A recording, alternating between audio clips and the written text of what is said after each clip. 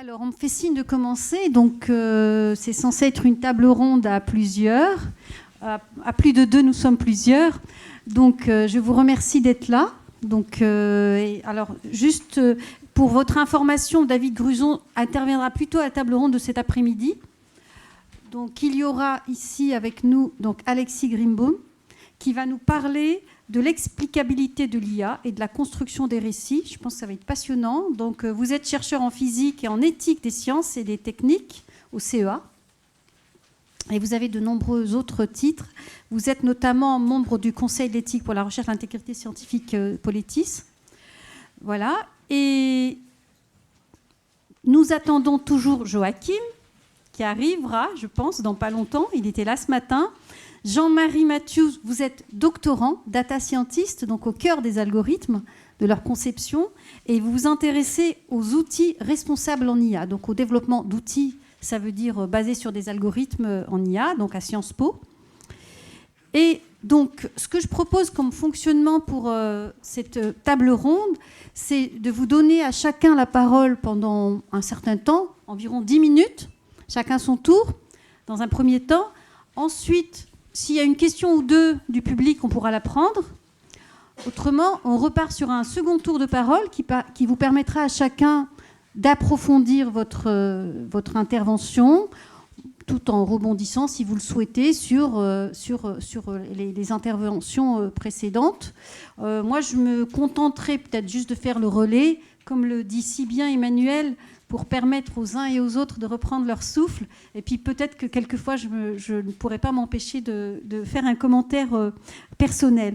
Donc cette première table ronde de ce matin, elle s'intitule « Enjeux éthiques et sociétaux, impact humain ». On a bien vu qu'on est rentré dans le vif du sujet depuis ce matin, donc on est déjà en table ronde, moi je dirais, sur des questions de fond. Et donc, sans attendre, David, vous avez la parole.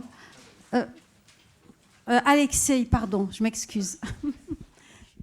Voilà, donc nous avons Joachim avec nous. Bonjour, merci.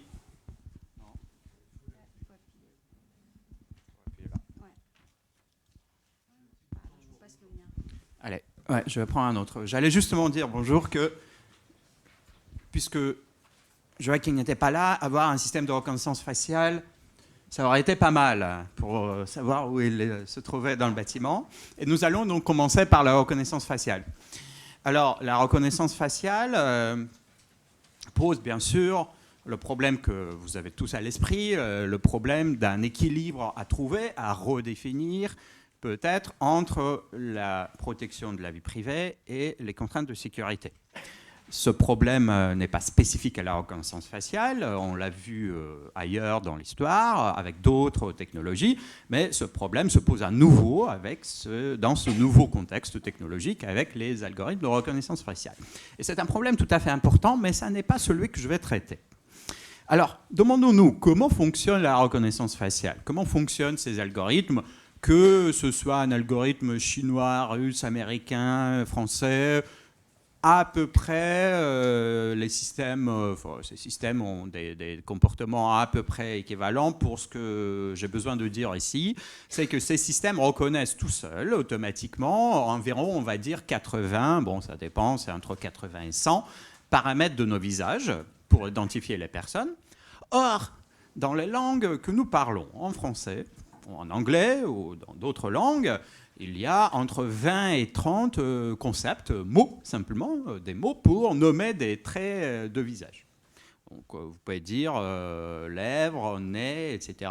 Et quand vous comptez tous ces mots, bon, il y en a, on va dire, 25. Alors 80 paramètres et 25 termes, 25 concepts, ça veut dire quoi? Ça veut dire que vous pouvez les visualiser, vous pouvez dire, voilà, ça s'allume là et là, mais pour tous les 80, vous n'avez pas assez de mots pour les nommer, pour dire ce que c'est en langue naturelle. Est-ce un problème? Si vous posez la question à la police va vous dire « mais on s'en fiche complètement. On veut ce qu'on veut, c'est que la personne soit identifiée correctement. Parce qu'après, on va vérifier les papiers, on va savoir si c'est le criminel recherché, on va arrêter la personne, d'accord? Mais maintenant, vous prenez exactement le même algorithme de reconnaissance d'image. Reconnaissance d'image. Et vous l'appliquez non pas aux photos des visages, mais par exemple aux radios, aux scans médicaux. Alors, pour les tumeurs, pour la reconnaissance des tumeurs, ces algorithmes vont marcher tout aussi bien, tout aussi efficacement, tout aussi précisément. Et vous imaginez, alors, docteur, quels sont les résultats de mes examens, s'il vous plaît? Bon, allez, on va regarder, hein, j'allume. Vous avez du rouge là, oh là là, écoutez, vous devez vous faire opérer. Bon, docteur, mais dites-moi ce que j'ai. Mauvaise nouvelle, vous avez du rouge là, vous voyez. Écoutez, voilà. Non, mais docteur, attendez, mais oui, vous avez du rouge là. Tous ceux qui ont du rouge là, ils sont morts en 6 mois. Donc faites-vous opérer tout de suite là, rapidement. Mais attendez quand même. Dites-moi ce que j'ai. Vous avez du rouge là. Vous n'avez pas compris? Donc vous voyez, là, on ne peut pas se passer de ce besoin d'expliquer, de mettre un récit, une explication textuelle dans la langue naturelle derrière pour dire ce que la machine a trouvé. Quel est le résultat de la machine? C'est ce qu'on appelle le problème d'explicabilité des résultats. Et par ailleurs, je vous signale, c'est le même algorithme de reconnaissance d'image. Vous voyez, ça dépend des usages. Il y a des domaines où ce problème ne se pose absolument pas. Pour la police ne recherchait pas l'explicabilité. Tandis que ce problème se pose pour, par exemple, les usages en médecine. Et donc ça, c'est mon premier exemple pour illustrer ce problème d'explicabilité sur le cas des données visuelles, des images. Alors maintenant, pour mon deuxième exemple, vous allez voir, ce sera une approche un peu différente. Je vais donc départir de me séparer de ce problème d'image et je vais vers ce qu'on appelle NLP, Natural Language Processing, c'est-à-dire que mes données seront de l'ordre du langage naturel, donc des échanges en langue naturelle. Vous avez tous des agents conversationnels, des chatbots dans vos téléphones. Cet après-midi, Laurence de Villers viendra pour parler aussi des chatbots, des questions éthiques, des chatbots liés aux émotions que ces chatbots provoquent. Je ne vais pas aller jusqu'aux émotions maintenant, je laisse ça à Laurence pour cet après-midi, mais je vais poser la question, encore une fois, de la précision. Tout à l'heure, la détection des visages ou des tumeurs, j'ai dit, a été précise, exacte. Mais alors, pour une conversation, quelqu'un vous dit une phrase, il y a 10 000 manières de bien continuer une conversation, de bien poursuivre un échange, un dialogue.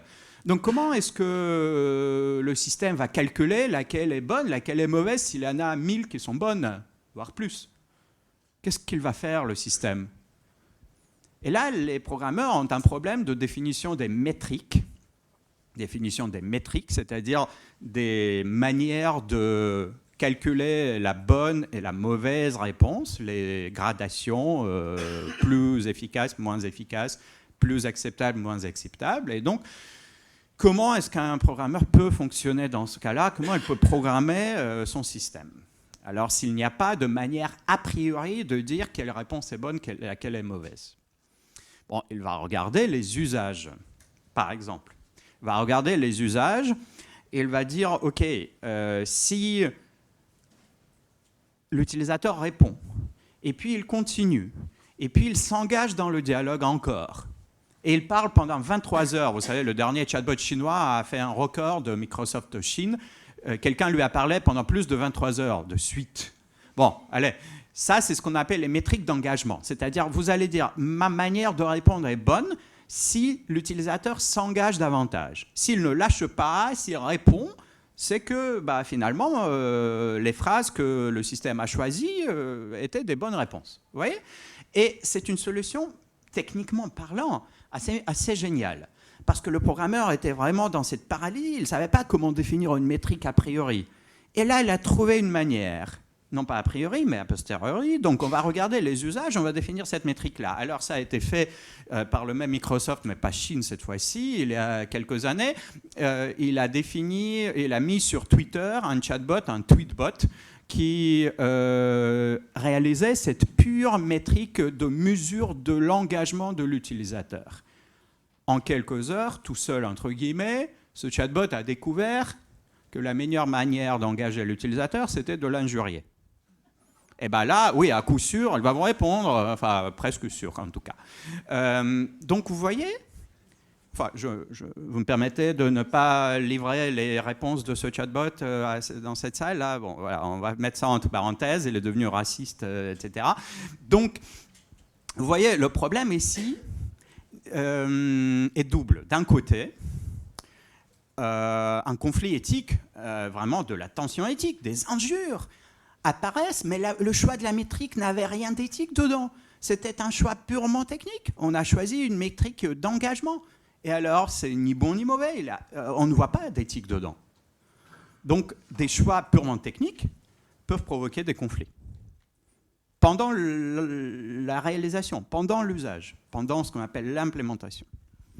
Ça, c'est la première chose. Deuxième chose, attendez, on a pris conscience de l'existence du problème éthique à partir des conséquences, à partir de l'usage. Et là, c'est très fréquent.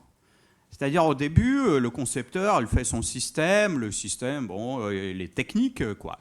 Et après, il a un conflit, et du moment où il y a eu une défaillance, un conflit, un problème, on cherche la cause de ce problème. Et pour cela, il faut des traces.